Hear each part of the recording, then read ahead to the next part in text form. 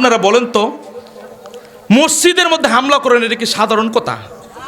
এই কথা কোন সাধারণ কথা? কয়দিন আগে জেনে মাজারটিরে ভাঙছে, কি করছে? মাজারটিরে ভাঙছে। আচ্ছা, আল্লাহর ওলি যারা রোজার মধ্যে শুয়ে আছে তারার কি দোষ? তারা কোনো দোষ করছে?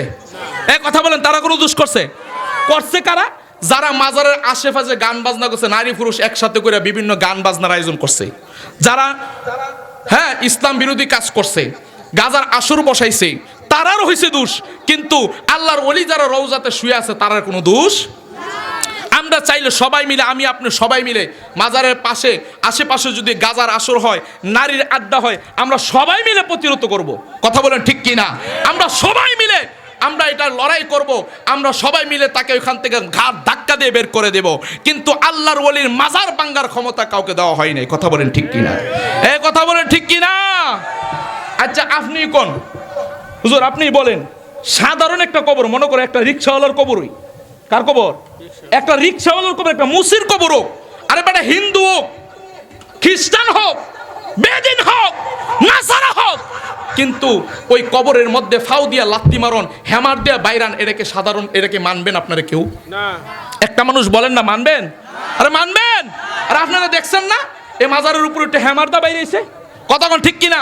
এর লেগে তো কয়দিন আগে দেখছি ফার্স্টটা মাজার ভাঙিনার পক্ষে, ফার্স্টটা ওই প্রাইভেট কারের তলা ফিরে ডলা ফিরে একবারে শেষ।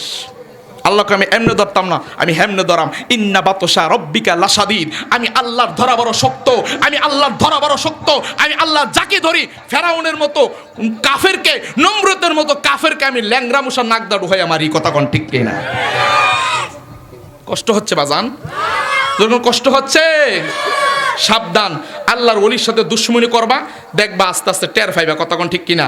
আবার কদিন আগে দেখছি এক হুজুরের গাড়ি ওই নিতগা লইছিল, ট্রেন গাড়ি, কেউ ট্রেন গাড়ির টানটা ঠালাদা লইতে গেছিল, কোন রকম জান্ডা লয়ে ফিরাইছে। কথা কোন ঠিক না বেঠি? ওই যে এটা সিগনাল, এটা কি সিগনাল? ওলির সাথে দুশ্মনী করছো না? আমার কথা হলে যারা ভুল করছে, অন্যায় করছে, আমরা সবাই মিলে, আমরা এটা সবাই মিলে প্রতিবাদ করব। কইরা ওই মাজারটাকে আমরা সুরক্ষা দিব। আপনারা ঠিক কর না কে ভাই? কি আপনার কি ওয়াজ খারাপ লাগতেছে বাজান? আমি কি তা বাইরে কথা বলতেছি? যেটা হক সেটা বলতেছি, আমার গলায় ছুরি আসলে আমি বলবো। কথা বলেন ঠিক না বেঠি?